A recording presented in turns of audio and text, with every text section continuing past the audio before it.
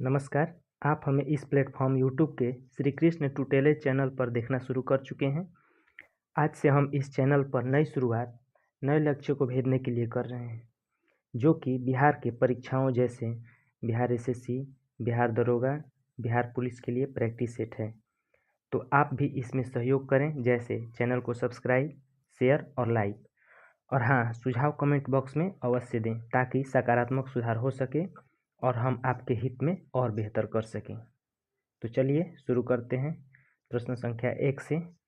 तो पहला प्रश्न है, 11 अगस्त 1942 को पटना सचिवालय के पास झंडा फहराने के दौरान छात्रों के जुलूस पर गोलीबारी का आदेश किसने दिया?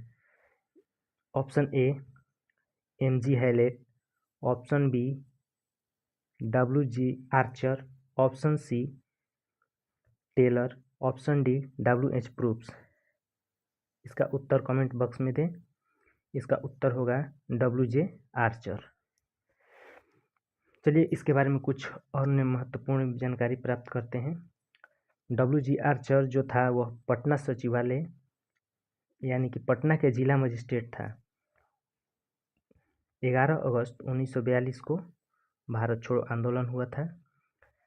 इस आंदोलन को आधुनिक इतिहास का सबसे बड़ा विद्रोह माना जाता है। करो या मरो का नारा महात्मा गांधी ने इसी आंदोलन के दौरान दिया था तथा राजेंद्र प्रसाद को गिरफ्तार कर बांकीपुर जेल में डाला गया था। चलिए अगला प्रश्न देखते हैं। प्रश्न संख्या 2, किस स्टेडियम में सचिन तेंदुलकर की 50वीं जयंती पर एक स्टैंड से सम्मानित किया गया? Option A Wankhede stadium, option B Sharjah stadium, option C Eden Garden stadium, option D D Y Patil stadium. इसका उत्तर आप कमेंट बॉक्स में दीजिए। इसका उत्तर होगा शारजाह स्टेडियम। शारजाह स्टेडियम जो कहाँ पे है? यूएई यानी कि दुबई में है। इसकी राजधानी अबू धाबी और मुद्रा दिरहम है। इस स्टैंड में जो बनाया गया है सचिन तेंदुलकर की 50वीं जयंती पर, इस स्टैंड में 13,000 दर्शकों की बैठने की क्षमता है। केवल स्टैंड में जो बनाया गया है उसमें 13,000 दर्शक बैठ सकते हैं। चलिए नेक्स्ट प्रश्न देखते हैं। प्रश्न संख्या 3, कौन भारत के वित्त मंत्री नहीं रहे हैं? यानी कि इसमें से 3 वित्त मंत्री रहे हैं और 1 वित्त मंत्री नहीं रहे हैं। Option A Yashwant Sinha, option B V Krishna Menon, option C Arun Jaitley, option D T T Krishnamachari. इसका उत्तर होगा वी कृष्ण मेनन। जो वी कृष्ण मेनन है यह वित्त मंत्री नहीं रहे हैं। वी कृष्ण मेनन का पूरा नाम है वेंगलिल कृष्ण मेनन। अक्सर हमेशा पूरा नाम दे देता है कहीं कहीं पे, तो पूरा नाम भी हमको याद रखना है, वी कृष्ण मेनन। यशवंत सिन्हा वित्त मंत्री रहे हैं। प्रधानमंत्री चंद्रशेखर थे उस समय, और वो दो प्रधानमंत्री के कार्यकाल में वित्त मंत्री रहे हैं। पहला चंद्रशेखर और दूसरा अटल बिहारी वाजपेयी के कार्यकाल में यह वित्त मंत्री रहे हैं। वी कृष्ण मेनन वित्त मंत्री नहीं रहे हैं। अरुण जेटली प्रधानमंत्री नरेंद्र मोदी के कार्यकाल में रहे हैं और टीटी कृष्णामाचारी भी रहे हैं। टीटी कृष्णामाचारी का पूरा नाम है तिरुवेलोर थट्टाई कृष्णामाचारी। पूरा नाम भी हमको याद रखना है, ध्यान में रखना है, ताकि अगर ऑप्शन में दे तो हम पकड़ पाएँ। ठीक है, तो कौन वित्त मंत्री नहीं रहे हैं? वी कृष्ण मेनन, वेंगलिल कृष्ण मेनन। चलिए नेक्स्ट प्रश्न देखते हैं। प्रश्न संख्या 4, मूंगा रेशम भारत के किस राज्य से संबंधित है? Option A Nagaland, option B Bihar, option C Maharashtra, option D Assam. तो मूंगा रेशम भारत के किस राज्य से संबंधित है? इसका उत्तर होगा असम। जो मूंगा रेशम के कीड़े होते हैं, जिस कीड़े से मूंगा रेशम बनाया जाता है, उसका नाम होता है एंथेरा एनसेसेंसिस। इसके उत्पाद से बनाया जाता है। असम की राजधानी कहाँ पे? दिसपुर हो जाएगी। और इसकी असम का लैंग्वेज हो जाएगा भाषा असमिया और बोडो। चलिए नेक्स्ट प्रश्न देखते हैं। राष्ट्रीय खेल दिवस कब मनाया जाता है? राष्ट्रीय खेल दिवस कब मनाया जाता है? ऑप्शन ए 25 अगस्त, ऑप्शन बी 26 अगस्त, ऑप्शन सी 29 जुलाई, ऑप्शन डी 29 अगस्त। इसका उत्तर होगा ऑप्शन डी 29 अगस्त। इसका उत्तर होगा 29 अगस्त। खेल दिवस मेजर ध्यानचंद के जयंती पर मनाया जाता है। मेजर ध्यानचंद को हॉकी का जादूगर भी कहा जाता है। उन्हीं के जयंती पर मनाया जाता है खेल दिवस।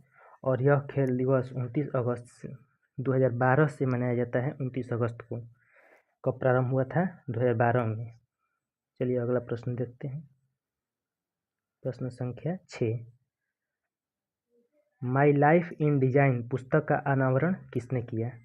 माई लाइफ इन डिजाइन पुस्तक का अनावरण किसने किया? Option A Masaba Gupta, option B Gauri Khan, option C Manish Malhotra, option B Sabyasachi Mukherjee. Comment box में इसका उत्तर दीजिए। इसका उत्तर हो जाएगा गौरी खान। गौरी खान जो कि शाहरुख खान की पत्नी है। 2023 में इन्होंने माई लाइफ इन डिजाइन पुस्तक का अनावरण किया। चलिए नेक्स्ट प्रश्न देखते हैं। शीतकालीन ओलंपिक 2026 की मेजबानी कौन देश करेगा? यानी कि 2026 में शीतकालीन ओलंपिक किस देश में आयोजित होगा? ऑप्शन ए रूस, option B Canada, option C Italy, option D France. इसका सही उत्तर होगा ऑप्शन सी इटली। इटली में शीतकालीन ओलंपिक 2026 आयोजित किया जाएगा। चलिए देखते हैं पहला शीतकालीन ओलंपिक कहाँ आयोजित कब किया गया था? कहाँ और कब किया गया था? तो पहला शीतकालीन ओलंपिक 1924 में फ्रांस में किया गया था। यह प्रत्येक 4 वर्ष पर आयोजित होता है। और सबसे ज़्यादा बार कहाँ पे आयोजित हुआ है? तो यूएसए में। यानी कि अमेरिका में सबसे ज़्यादा बार कितने बार? 4 बार। यूएसए में 4 बार सबसे ज़्यादा आयोजित हुआ है शीतकालीन ओलंपिक। चलिए अगला प्रश्न देखते हैं 8वां। किस राज्य में ड्री उत्सव मनाया जाता है? किस राज्य में ड्री उत्सव मनाया जाता है? Option A Manipur, option B Assam, option C Arunachal Pradesh, option D Nagaland. किस राज्य में ड्री उत्सव मनाया जाता है? इसका सही उत्तर होगा ऑप्शन सी अरुणाचल प्रदेश। अरुणाचल प्रदेश में आपातानी जनजाति द्वारा मनाया जाता है। आपातानी जनजाति का यह महत्वपूर्ण कृषि उत्सव है ड्री उत्सव। चलिए नेक्स्ट प्रश्न देखते हैं। तिलोत्तमा सेन किस खेल से संबंधित है? तिलोत्तमा सेन ऑप्शन ए भारोत्तोलन, option B shooting, option C तैराकी, ऑप्शन डी तीरंदाजी। तिलोत्तमा सेन किस खेल से संबंधित है? इसका उत्तर हो जाएगा बी शूटिंग से। तिलोत्तमा सेन किस खेल से संबंधित है? शूटिंग से। चलिए सबका देखते हैं। भारोत्तोलन में कौन कौन है, तैराकी में कौन है और तीरंदाजी में कौन है। ऑप्शन में सबका देखते हैं। जैसे भारोत्तोलन में ऊपर करते हैं। भारोत्तोलन में हो जाए भारोत्तोलन में कर्णम मल्लेश्वरी, भारोत्तोलन में कर्णम मल्लेश्वरी और मीराबाई चानू। शूटिंग में हो गया आपका एक हो गया तिलोत्तमा सेन और एक हो जाएगा अपूर्वी चंदेला शूटिंग में। तैराकी में आरती शाह और शिखा टंडन तैराकी में हो जाएगी। तीरंदाजी में दीपिका कुमारी, मुस्कान किरार। नेक्स्ट प्रश्न 10वां प्रश्न देखते हैं। गुप्त काल में जो ब्राह्मणों को भूमि दान दी जाती थी उसे क्या कहते थे? गुप्त काल में जो ब्राह्मणों को भूमि दान दी जाती थी उसे क्या कहते थे? ऑप्शन ए वेलन वगई, ऑप्शन बी साला भोग, ऑप्शन सी देवदान, ऑप्शन डी अग्रहार। इसका सही उत्तर हो जाएगा ऑप्शन डी अग्रहार। ब्राह्मणों को जो भूमि दान दी जाती थी गुप्त काल में उसे अग्रहार कहते थे। चलिए अगला प्रश्न देखते हैं। सीरस और क्यूमुलस किसका प्रकार है? सीरस और क्यूमुलस किसका प्रकार है? ऑप्शन ए मिट्टी, ऑप्शन बी पर्वत, ऑप्शन सी बादल, ऑप्शन डी लहर। इसका उत्तर हो जाएगा ऑप्शन सी बादल। सिरस और क्यूमुलस बादल का एक प्रकार है।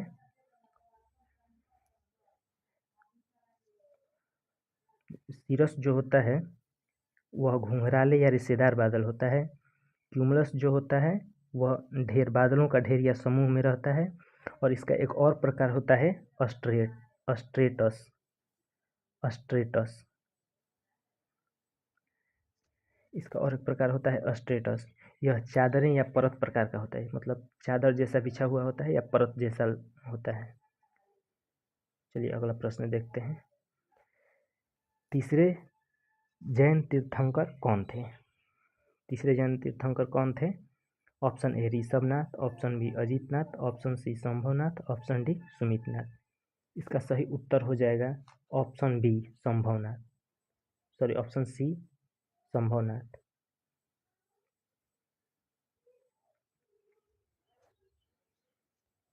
तीसरे जैन तीर्थंकर शंभवनाथ। पहले और 24वें सबको पता रहता है, लेकिन यहाँ पे पूछ रहे हैं तीसरे जैन। पहले कौन थे? ऋषभनाथ। और 24वें महावीर। कभी कभी 23वें भी पूछता है, 23वें हो जाएगा पार्श्वनाथ। चलिए नेक्स्ट प्रश्न देखते हैं।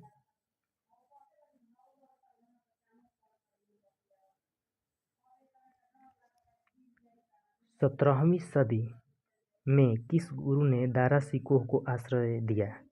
17वीं सदी में किस गुरु ने दारा सिकोह को आश्रय दिया? Option A Hargobind, option B Guru Ramdas, option C Guru her Rai, option D Guru Tegh Bahadur.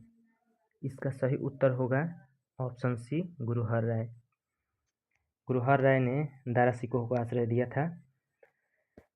चलिए कुछ इस सिख गुरुओं के बारे में कुछ महत्वपूर्ण जानकारी प्राप्त करते हैं। यानी कि सबसे युवा सिख गुरु कौन थे? हरकिशन।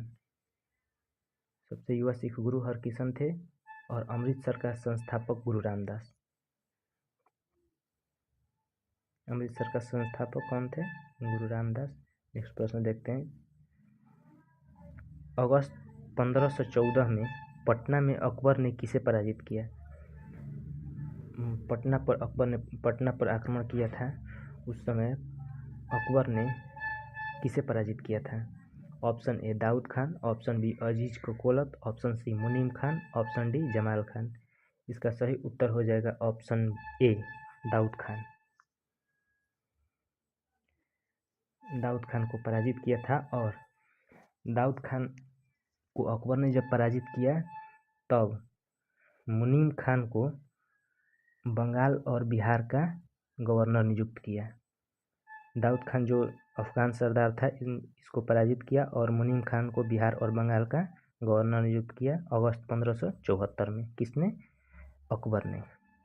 चलिए अगला प्रश्न देखते हैं।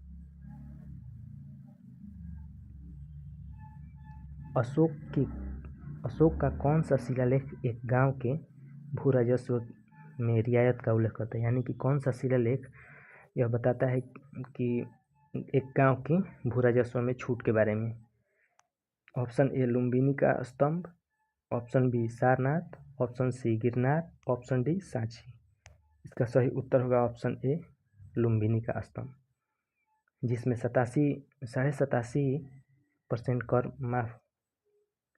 कर माफ का उल्लेख मिलता है। अगला क्वेश्चन। गार्गी, मैत्री और कपिल का घर कहाँ था?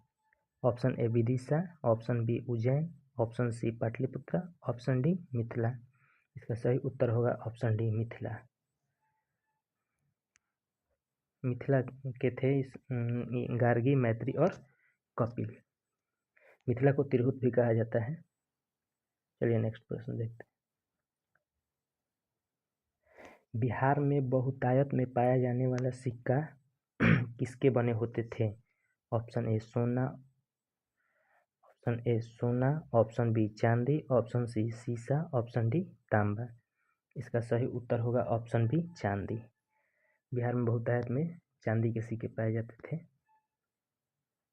अगला प्रश्न। कौन सा समाचार पत्र पटना से प्रकाशित होता था? यानी कि पटना से प्रकाशित होने वाला समाचार पत्र कौन था? Option A Bharatiya Rashtra, option B Punjab Kesari, option C Prabhakar, option D Dawn. इसका सही उत्तर होगा ऑप्शन ए भारतीय राष्ट्र। भारतीय राष्ट्र जो पटना से प्रकाशित होता था। डॉन यह पाकिस्तान का समाचार पत्र है जिसकी स्थापना मोहम्मद अली जिन्ना ने किया था 1941 में। यह पहले न्यू दिल्ली से प्रकाशित होता था लेकिन अब कराची पाकिस्तान में है। कराची पाकिस्तान से प्रकाशित होता है। चलिए नेक्स्ट क्वेश्चन। बिहार और देश के अन्य हिस्सों में मनाए जाने वाले छठ महापर्व के बारे में विस्तार से लिखने वाली पहली महिला लेखिका कौन है? Option A Anamika, option B Manna Bahadur, option C Shanti Jain, option D Nikita Singh. चलिए इसका उत्तर आप कमेंट बॉक्स में दें। इसका सही उत्तर हो जाएगा शांति जैन। जो शांति जैन हैं इन्होंने छठ महापर्व के बारे में विस्तार से लिखी हैं और विस्तार से लिखने वाली पहली महिला लेखिका बनी हैं। इनको बिहार की लोक रानी भी कहा जाता है। किनको? शांति जैन को बिहार की लोक रानी भी कहा जाता है। चलिए अगला प्रश्न देखते हैं। मैग्नीफेरा इंडिका किसका वैज्ञानिक नाम है? जो मैग्नीफेरा इंडिका है किसका वैज्ञानिक नाम है? ऑप्शन ए गेंदे का फूल, ऑप्शन बी आम, ऑप्शन सी सूर्यमुखी, ऑप्शन डी चंदन। इसका सही उत्तर हो जाएगा आम। आम जो है इसका वैज्ञानिक नाम मैग्नीफेरा इंडिका है। गेंदे का फूल, चलिए सब ऑप्शन का देखते हैं इसका कौन सा है। गेंदे का फूल का वैज्ञानिक नाम है टैगेट इरेक्टा। टैगेट इरेक्टा जो है गेंदे का फूल का नाम है। आम का हो गया मैग्नीफेरा इंडिका, इसका हो गया सूर्यमुखी का हो गया हेलियंथस एनुअस। हेलियंथस एनुअस सूर्यमुखी का हो जाएगा और चंदन का हो जाएगा सेंटलम एल्बम। चलिए अगला प्रश्न है। बोरिक एसिड एक है, ऑप्शन देखिए, रोगाणुनाशक, जीवाणुनाशक, मजबूत रोगाणुरोधक, हल्का रोगाणुरोधक। इसका सही उत्तर होगा हल्का रोगाणुरोधक। जो बोरिक एसिड है वह हल्का रोगाणुरोधक है। बोरिक एसिड का फॉर्मूला होता है BH3O3 बोरिक एसिड का। चलिए अगला प्रश्न। कौन एक कायांतरित चट्टान नहीं है? कायांतरित चट्टान नहीं है। Option A genesis, option B marble, option C slate, option D चूना पत्थर। इसका सही उत्तर होगा ऑप्शन डी चूना पत्थर। जो चूना पत्थर है यह अवसादी चट्टान है। यह अवसादी चट्टान है। बाकी सब कायांतरित चट्टान है। चट्टान होते हैं 3, आग्नेय, अवसादी और कायांतरित। अगला प्रश्न।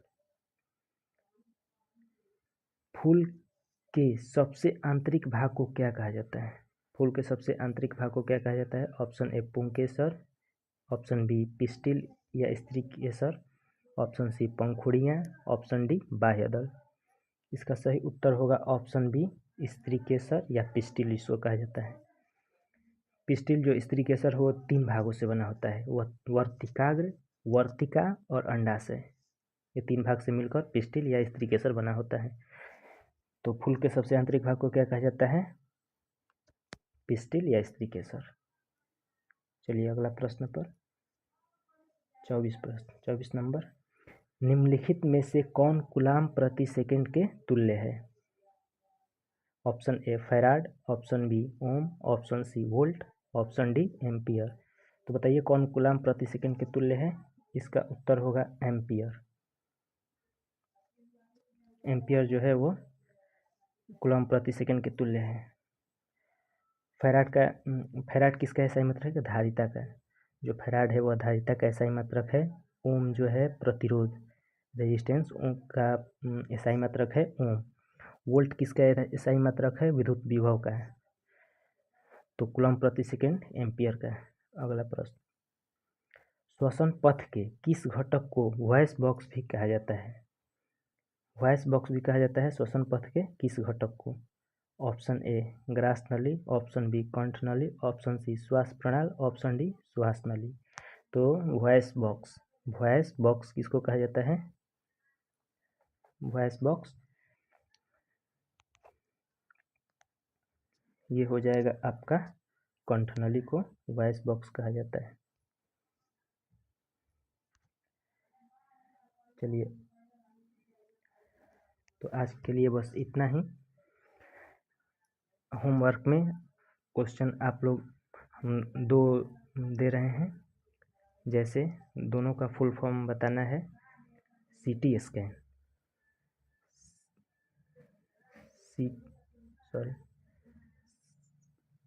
सीटी स्कैन और